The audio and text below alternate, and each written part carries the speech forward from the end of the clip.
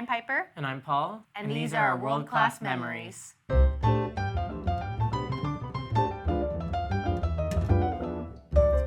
go for it. Let's see what the first one is. Oh. Mary Poppins.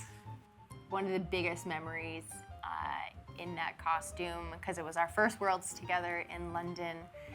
And I just remember the Canadian crowd like seriously going wild. Yeah. Because we were first to skate in the event because we didn't really have any world ranking points. So we had to open at home. But it was so cool to see all the Canadian flags. Like they were roaring before our names were called.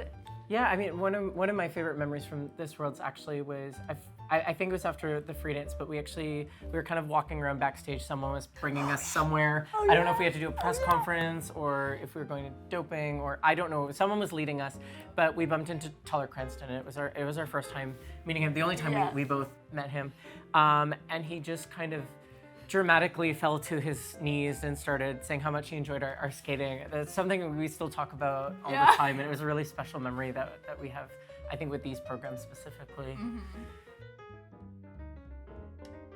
Oh, gosh. So the Hitchcock free dance, I had my eyes set on doing something like this. I had a Alexander McQueen book. I asked our dressmaker if we could paint on top of the fabric, and she's like, yeah, sure, I'll give it a try. Well, I think this dress too, because there's so many crystals and so much glue, you had to add to the bodysuit after the stones were stuck on, because the bodysuit fit perfectly, but once all the stones were on, it stretched less, and then we had to have fabric to it, which was quite funny. Yeah. For the short dance specifically, this blue outfit, what people don't know is in Japan the traffic is crazy, and we decided with our coach that it was a great idea to go back to the hotel between the practice and the competition. Yeah, and we chose wrong, and we were on the bus for about 2 hours to get back to the venue, and they had to hold the event a little bit, and we had no time to warm up. No time to warm up. Like it was like 15 minutes from the moment we got there to competing. This moment was, I don't know, I just look at our faces like super calm, but internally we were freaking out. Do the honors. Here we go.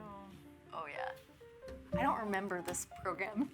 How it went, I really don't know. I think we skated fine. This Paso Doble costume, we really wanted to show the effect of Piper embodying the cape, and so the skirt attached to her wrist, and there was a big learning curve with that. We had to get a practice skirt made, because there are certain times where I had to grab it, like sometimes I had to grab under the cape, and sometimes I had to grab through the gap, and I had to kind of learn where those spots were, and so it took kind of practicing with it on the daily. It was just kind of like a little capey skirt thing on a waistband. On an elastic. That you just kind of throw on over her clothes. This program at Worlds, our Beatles short dance, was an absolute blast. Like, what people don't know is that I had a peace sign on the back, and Paul actually helped me stone the peace sign in the back because it looked like Skittles. So it was like easy just to do like random stuff. So yeah. We really loved the Sgt. Pepper's cover, and I think it just kind of gave it, because the rhythm we had to do march at one point, and so it really kind of gave that military feel, but it was also gave the whimsicality of it at the same time, and to me it was just like the perfect match of like fun and the pomp and circumstance kind of like meshed together. This one was just fun because it really just showed a lot of my personal creativeness. I just getting crafty by putting tattoos in my hair. Like, who does that? Don't recommend doing that, because taking my hair out every night trying to brush it out was hard, but it was fun to show a bit of personal style in that. I mean, this was another costume that took a lot of practice. That kind of like sleeve reveal halfway through the program. I think was so fun and so cheeky and so us, but also so stressful. Yep. And it was always kind of like a moment of like, she's gonna get because there was kind of gaps between the Velcro that was holding the kind of folded sleeve up. So she really had to find the gap and like get her finger in and yank it really quickly. And so it was this stressful thing that just needed practice. This James Bond number was something we switched halfway through the season right before the Olympics, which was extremely risky. I had this chartreuse satin fabric for probably 4 or 5 years. when we said we were going to do the 007, it was like the perfect color for a Bond girl.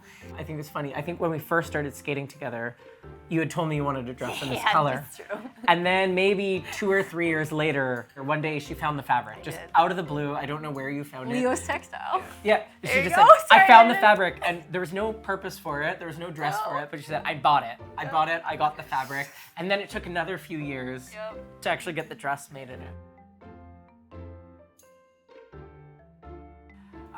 I mean, this was such a strange and special world, it kind of being the pandemic, and we were in a bubble, and it was our first competition of the whole season. So it was a strange season, to say the least. We switched to the maroon right after, our first time actually we skated was at Four Continents, right before the pandemic. And this costume was supposed to be for the World Championships in Montreal. We felt going to compete in Canada, we wanted that rich red to feel very Canadian. So sadly, we didn't get to do that. But we did, again, eventually bring it back for the one competition in Stockholm. And it was the first time we ever won a world medal. Yeah. So it wasn't in Canada, but we still accomplished the goal that we were setting after in Montreal. And putting that dress on, seeing that dress, like I felt free.